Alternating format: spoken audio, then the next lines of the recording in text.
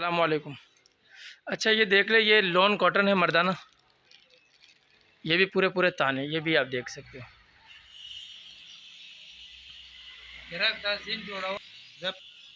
ये सारा चेक कर लो, ठीक है।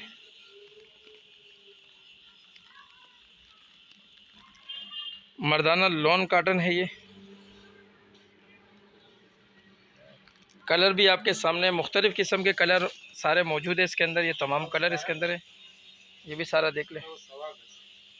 अच्छा ये ज़रा हम आपको दिखा देते, ये भी आप देख लो, ठीक है। इसका अर्ज़ देख लो, ये 1.25 गज का अर्ज़ है इसका। अच्छा इसके अर्ज़ भी आप देख ले, ये 1.25 गज के अर्ज़ वाले, ठीक है।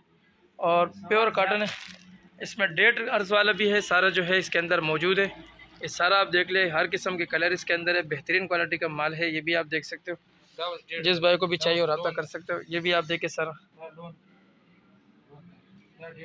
ठीक है, ये भी आपके सामने। अच्छा जिस भाई को भी चाहिए और रब्ता कर सकता है।